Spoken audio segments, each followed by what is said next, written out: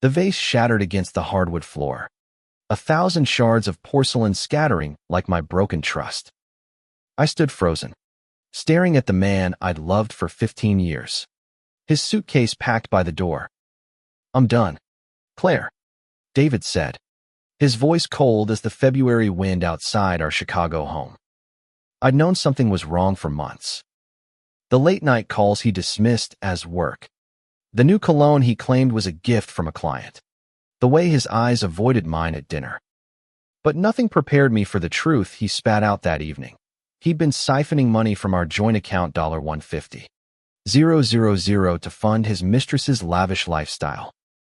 My savings, my security, my dreams of starting a family, all gone to a woman named Vanessa who was now waiting for him in a sleek black car outside.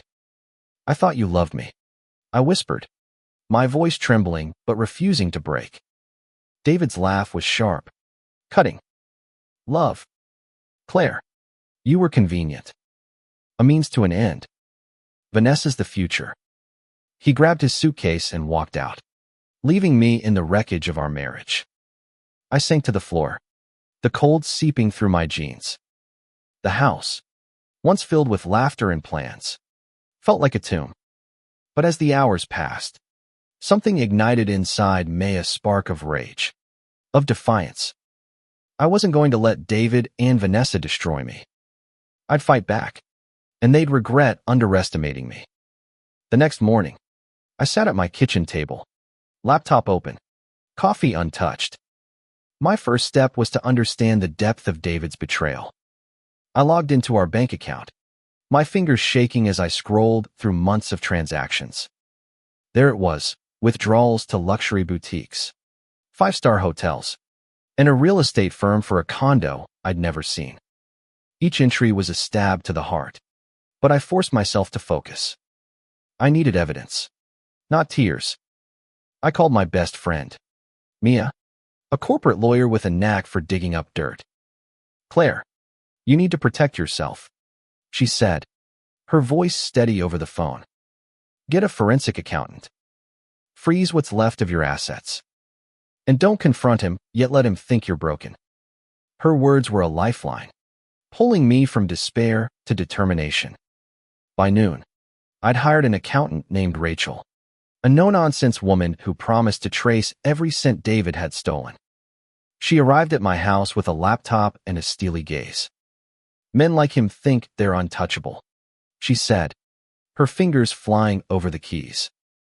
"But money leaves a trail, and I'll find it." Rachel uncovered more than I'd imagined. David hadn't just spent our money. He'd taken out loans in my name, forging my signature to secure them. The $150,000 was only the tip of the iceberg. Our debt was closer to $200,000. I felt sick, but Rachel's calm professionalism kept me grounded. "We'll build a case," she said. "He won't get away with this." That night, I lay awake, staring at the ceiling. David's betrayal wasn't just financial. It was personal. He'd used me, discarded me, and replaced me with Vanessa, a woman I'd never met but already despised. I imagined her laughing in that condo, wearing jewelry bought with my money. The thought fueled my resolve. I wasn't just fighting for justice, I was fighting for my dignity. The next day, I drove to the address Rachel had found for the condo. It was a sleek high-rise downtown, all glass and steel, a world away from our modest suburban home. I didn't go inside. I just sat in my car, watching. A woman emerged, tall and elegant, her blonde hair catching the sunlight. Vanessa. She climbed into a red sports car, David's car. My grip tightened on the steering wheel. This wasn't just about money anymore. It was war. I spent the week gathering intel. Rachel's reports showed David had been funneling money through a shell company, likely to hide it from me. Mia helped me file for a divorce, ensuring David wouldn't get a dime of what was left. But I wanted more than a legal victory. I wanted them to feel the weight of their actions. By Friday, I had a plan. Mia connected me with a private investigator, Ethan, who specialized in corporate fraud. If David's hiding money, I'll find it, Ethan promised, his gruff voice reassuring. And if this Vanessa's involved, I'll dig into her too. I gave him everything: bank statements, loan documents, even David's old emails.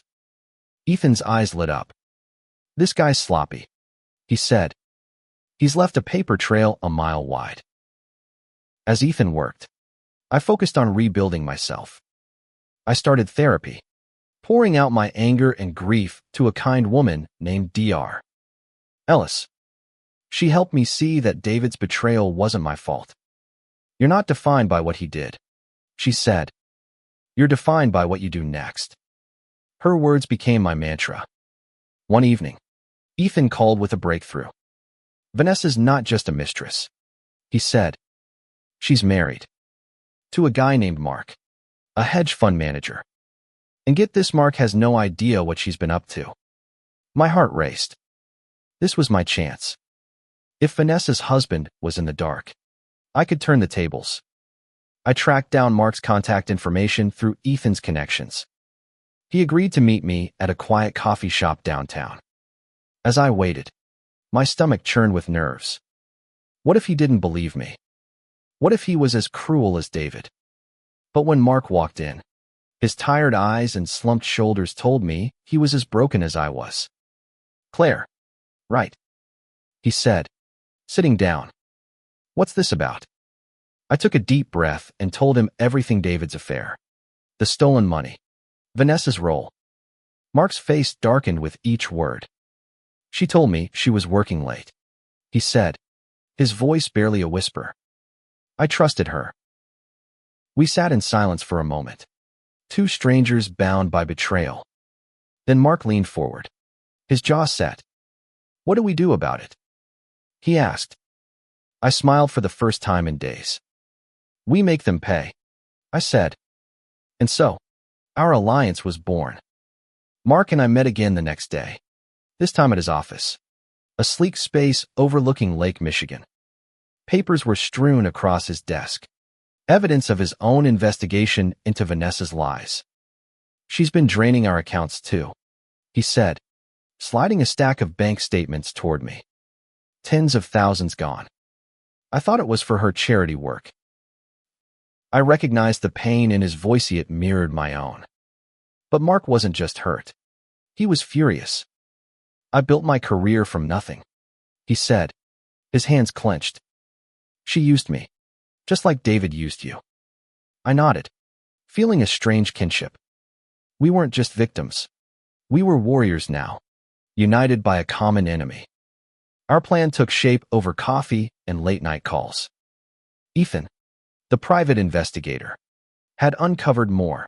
Vanessa and David were planning to flee to the Caribbean with their ill-gotten gains. They'd booked flights for next month, using a joint account funded by my money and Mark's. The audacity of it made my blood boil, but it also gave us an edge. They didn't know we were onto them. We need to hit them where it hurts, Mark said, his voice low and resolute. Their money, their reputation, their future. I agreed. David and Vanessa thought they'd outsmarted us, but they'd underestimated our resolve. We decided to expose them publicly, painfully, and permanently. Ethan's next report was a goldmine. He'd hacked into Vanessa's email legally, he assured us, through a court order Mia helped secure. The messages between her and David were damning, gloating about their perfect plan, mocking Mark's trust, and laughing at my pathetic loyalty. Each word was a fresh wound, but I channeled my pain into action. Mia suggested a legal ambush. We file a joint lawsuit, she said, pacing my living room. Fraud, forgery, emotional distress, the works. We'll freeze their assets and drag their names through the mud. Mark was on board, but I wanted something more personal. I wanted them to feel the humiliation they'd inflicted on us. I proposed a public confrontation. Mark hesitated at first. It's risky, he said, but I convinced him. They've been living in the shadows, I argued. Let's drag them into the light. We chose the annual gala for David's company, a glitzy event attended by Chicago's elite. It was the perfect stage to expose their lies. Planning the gala takedown consumed us. Ethan gathered more evidence, photos of David and Vanessa at hotels, receipts for jewelry and vacations, even a lease for their Caribbean hideaway. Mia drafted a speech for me, one that would lay bare their betrayal without breaking me. "You're stronger than you know," she said, squeezing my hand. I wasn't so sure, but I was determined to fake it. Dr. Ellis, my therapist, helped me prepare mentally. "You're not just fighting for yourself," she said during a session. "You're fighting for every woman who's been used and discarded." Her words gave me purpose. This wasn't just about me or Mark, it was about justice, about showing the world that betrayal has consequences. The night before the gala, I couldn't sleep. I stood in front of my mirror, practicing my speech, my voice shaking but growing steadier with each try. I wore the dress David once loved, a deep red gown that made me feel powerful.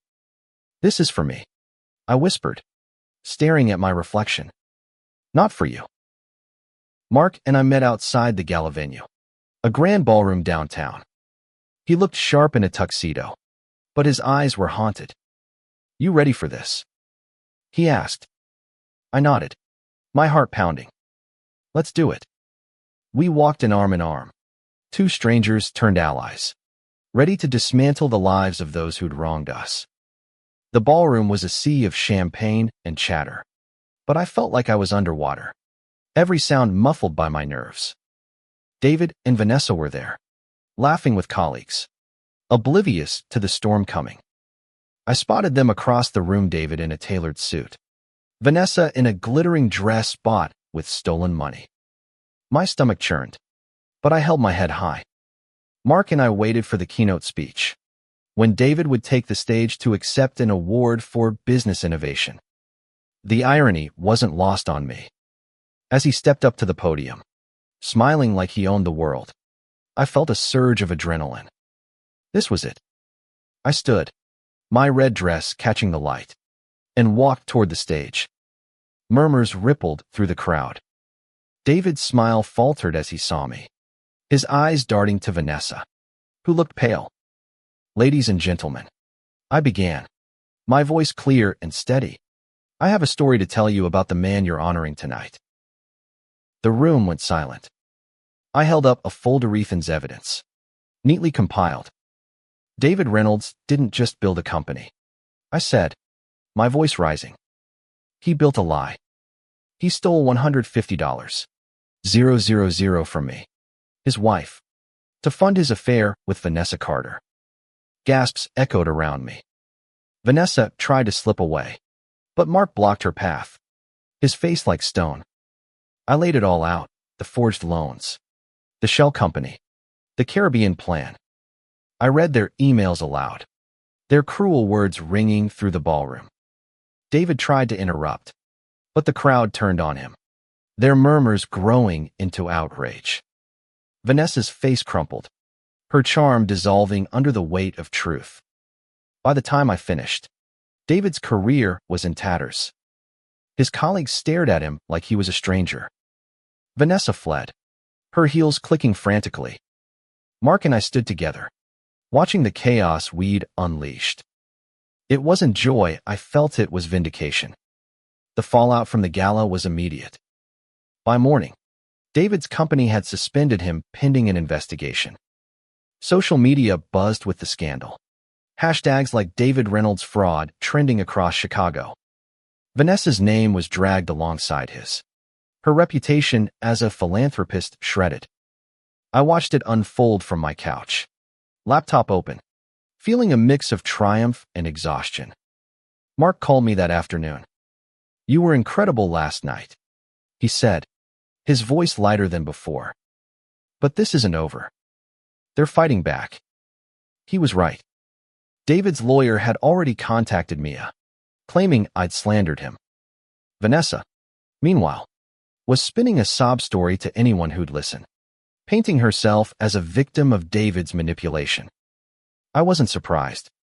David was a charmer, always quick to twist the truth. But I had the evidence, and Mia was ready to bury him in court. "Let them try," she said, her eyes gleaming with determination. "We've got them cornered." She filed our lawsuit that day, demanding restitution for the stolen money and damages for emotional distress. Rachel, the accountant, called with an update. She'd traced more of David's transactions, uncovering a second shell company linked to Vanessa's name. They were planning to liquidate everything, she said. "If you hadn't acted, you'd have been left with nothing." The news was a gut punch, but it strengthened my resolve. I wasn't just fighting for May, I was fighting to stop them from hurting anyone else. Ethan, the investigator, kept digging. He found that Vanessa had a history of targeting wealthy men, draining their accounts before moving on. "She's a pro," he said, sending me a file on her past. "David's not her first mark, and he won't be her last unless we stop her." The file was chilling: lawsuits, restraining orders, broken families. Vanessa wasn't just a mistress. She was a predator. Mark and I met again to strategize. He'd hired his own lawyer, a sharp woman named Priya, who was building a case against Vanessa. "She's trying to flee," Priya said, showing us flight records. "She's booked a one-way ticket to Paris." My jaw tightened. "Not if I can help it," I said. We agreed to tip off the authorities, using Ethan's evidence to ensure Vanessa couldn't slip away. The legal battle heated up. David's lawyer tried to intimidate me, sending letters demanding I retract my false accusations. I laughed bitterly, forwarding them to Mia. "He's desperate," she said. "Keep pushing." I did, spending hours with Rachel and Ethan, combing through every detail of David's finances. We found more forged documents, including a life insurance policy in my name I'd never signed. Dr. Ellis helped me cope with the stress. "You're carrying a lot," she said during a session. "It's okay to feel overwhelmed." I admitted I was scared not of David, but of losing myself to this fight. She nodded, her eyes kind. "You're not losing yourself, Claire. You're finding yourself." Her words stayed with me, a reminder that this battle was about reclaiming my strength. One evening, Mia called with big news. The judge froze David and Vanessa's accounts, she said, her voice triumphant. "They can't touch a dime until the lawsuit's settled." I felt a weight lift. For the first time in weeks, I slept through the night, dreaming not of betrayal but of victory. Mark invited me to dinner to celebrate. Over pasta and wine, we talked not as allies but as friends. He told me about his dreams of starting a nonprofit, a way to give back after years of chasing wealth. I shared my own hope: to travel, to write, to live without fear. For a moment, we weren't defined by our pain. We were just two people, rebuilding. But the fight wasn't over. Ethan called the next day with a warning. David was planning to countersue, claiming I'd mismanaged our finances. It was a lie, but a clever one. "He's trying to muddy the waters," Ethan said. "We need to hit him harder." I agreed. It was time to go public again this time. With the media, I contacted a journalist friend, Sarah, who worked for a local paper. She was eager to tell my story. "This is bigger than you, Claire," she said. "It's about holding people accountable." We spent hours crafting an article, laying out David and Vanessa's scheme with undeniable proof. When it hit the stands, the public outcry was deafening. David's company fired him, and Vanessa's charity shut down overnight. As the lawsuit loomed, I felt a shift inside me. I wasn't just Claire, the betrayed wife. I was Claire, the fighter, the woman who refused to be broken. Mark and I stood side by side, ready for the next battle. David and Vanessa thought they'd won, but they'd only awakened the storm. The courtroom was colder than I'd expected, the air heavy with anticipation. I sat beside Mia, my hands clasped tightly in my lap. as David's lawyer droned on about my financial irresponsibility. His lies were infuriating, but Mia's calm presence kept me grounded. Let him dig his own grave, she whispered. Across the room, David avoided my gaze, his face pale and drawn. Vanessa wasn't there. Ethan had confirmed she'd been detained at the airport, her Paris plans thwarted by our tip to the authorities. Her absence felt like a small victory, but I knew the real battle was here, in this sterile room where truth would either prevail or be buried under David's charm. Mia presented our case with surgical precision. She laid out the forged loans, the shell companies, the emails, each piece of evidence a brick in the wall we'd built against David.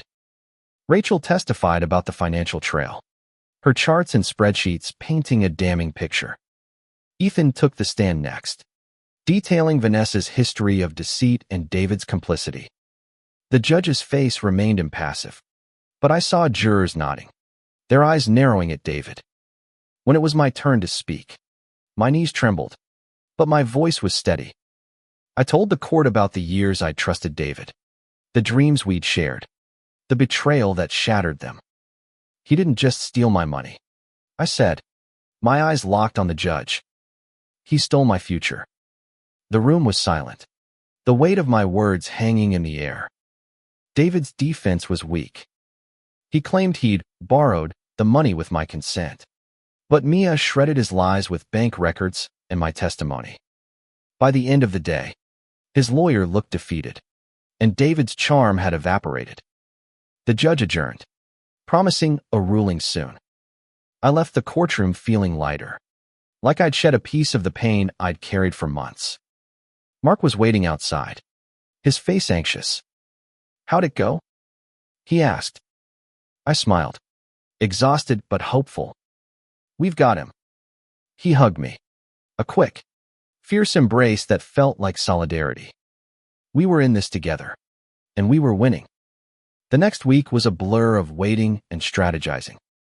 Sarah's article had sparked a firestorm, with more victims of Vanessa's schemes coming forward. A woman named Lisa contacted me, sharing her own story of being used and discarded by Vanessa years ago. You're giving us a voice, she said, her words a balm to my battered heart. I realized this fight was bigger than might, was about justice for everyone they'd hurt. Mia called with news. The judge had ruled in our favor.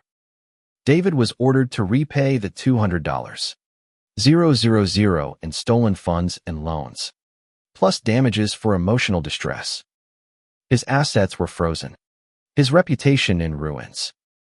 Vanessa faced her own charges: fraud, identity theft, and more.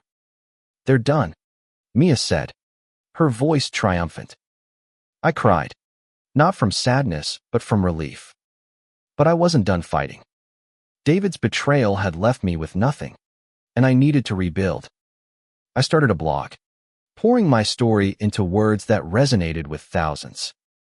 Readers sent messages of support, sharing their own tales of betrayal and resilience. My pain became a beacon, lighting the way for others. Mark and I grew closer, our shared trauma forging a bond deeper than friendship. We met for coffee weekly, talking about life beyond the lawsuit.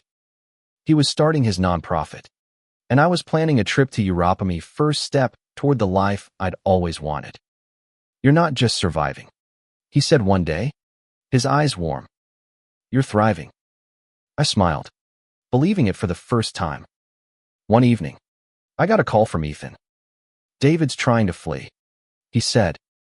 He's booked a flight to Mexico. My heart sank, but I wasn't surprised. David was a coward, always running from consequences. I alerted Mia, who worked with the authorities to stop him. They caught him at the airport, his dreams of escape crumbling like his lies. As the weeks passed, I felt myself healing. Dr. Ellis helped me process the anger, turning it into strength. I sold the house David and I had shared, using the money to pay off the loans he'd forged. The rest went into a savings account, a new beginning. I was no longer defined by his betrayal, but by my courage to fight back. The day David was sentenced, I didn't go to court. I didn't need to see him to know I'd won. Instead, I sat in a park, the spring sun warm on my face, and wrote the first chapter of a book about my journey. It wasn't just a story of revenge, it was a story of redemption, of a woman who refused to be broken. Spring turned to summer, and Chicago bloomed with possibility. I moved into a small apartment downtown, its walls bare but full of potential. Each box I unpacked felt like a step toward a new life, one where David's shadow no longer loomed. My blog had grown, attracting a publisher's attention. They offered me a book deal, a chance to turn my pain into something lasting. But closure wasn't complete. Vanessa's trial was approaching, and I was called to testify. The thought of facing her in court made my stomach churn, but I refused to back down. She'd played a role in destroying my life, and I wanted her to see the woman she'd underestimated. The courtroom was different, this time more crowded, more tense. Vanessa sat at the defendant's table, her beauty faded under the weight of her lies. She avoided my gaze as I took the stand, recounting her role in David's scheme. I spoke clearly, my voice steady, describing the emails, the condo, the stolen dreams. The jury listened intently, their faces a mix of sympathy and disgust. Mia cross-examined Vanessa, tearing apart her claims of innocence. "You knew the money was stolen," Mia said, holding up an email where Vanessa bragged about outsmarting me. Vanessa stammered, her charm useless against the truth. When I stepped down, I felt a surge of pride. I wasn't just a victim anymore, I was a force. After the trial, Mark and I celebrated at a rooftop bar, the city sparkling below us. "You were fearless today," he said, raising his glass. I clinked mine against his, feeling lighter than I had in months. "We did this together," I said. He smiled, and for a moment, I wondered if our bond could become something more.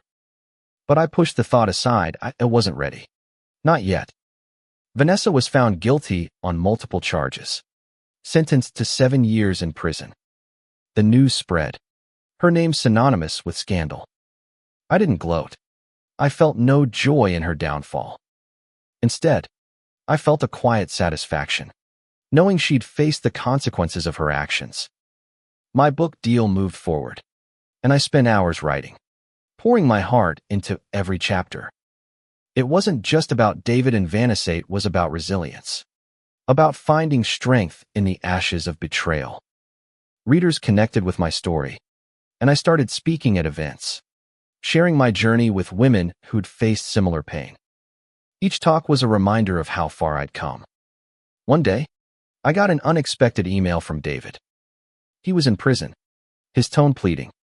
"I'm sorry, Claire," he wrote. "I was wrong.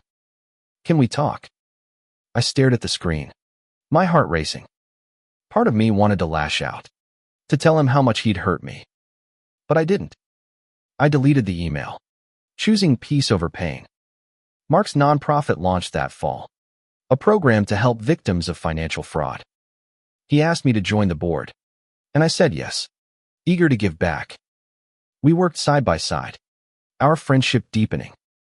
He never pushed, never asked for more than I could give, but his presence was a steady comfort.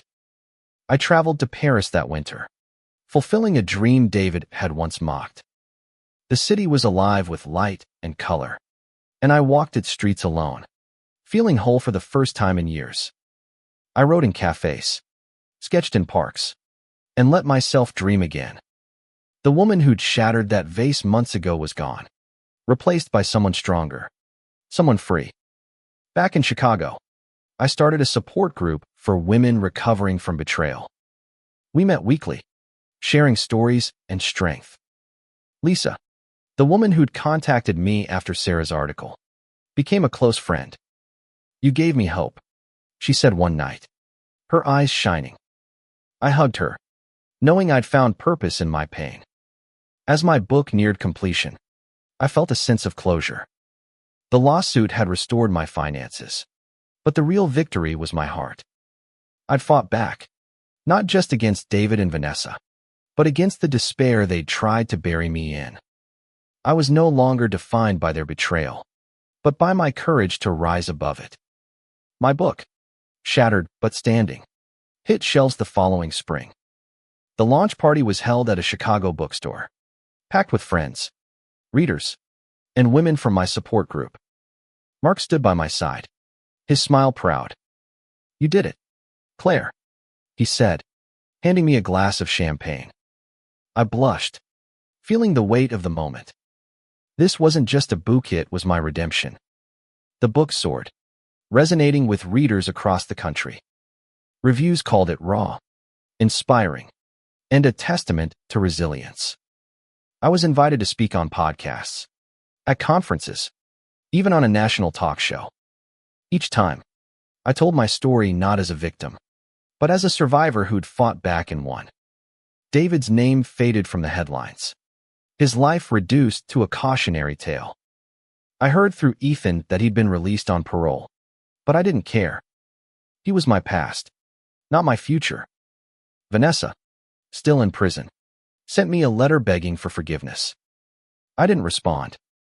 Some wounds don't need words, they need silence. My support group grew, becoming a nonprofit under Mark's organization. We offered legal aid, therapy, and financial planning to women rebuilding their lives. I poured my heart into it, finding joy in helping others find their strength. Lisa took on a leadership role, her own healing a mirror of mine. Mark and I grew closer, our bond evolving naturally. One evening, as we walked along Lake Michigan, he took my hand. "I'm proud of you, Claire," he said, his eyes soft. "But more than that, I care about you." My heart raced, but this time, it wasn't fear, it was hope. I squeezed his hand, not ready to say more, but open to the possibility. I traveled again, this time to Italy, writing and reflecting under the Tuscan sun. The woman who'd once felt broken now felt limitless. I sent postcards to Mia, Rachel, and Dr. Ellis, thanking them for their role in my journey. Their support had been my foundation, but my strength had built the house. Back home, I started mentoring young women, sharing lessons from my ordeal. "Your pain doesn't define you," I told them. "Your choices do." They listened, their eyes wide with hope, and I saw myself in them, the Claire who'd once felt lost, now leading others to light. One day, I got a call from Sarah, the journalist. She was writing a follow-up on my story, focusing on my nonprofit and book.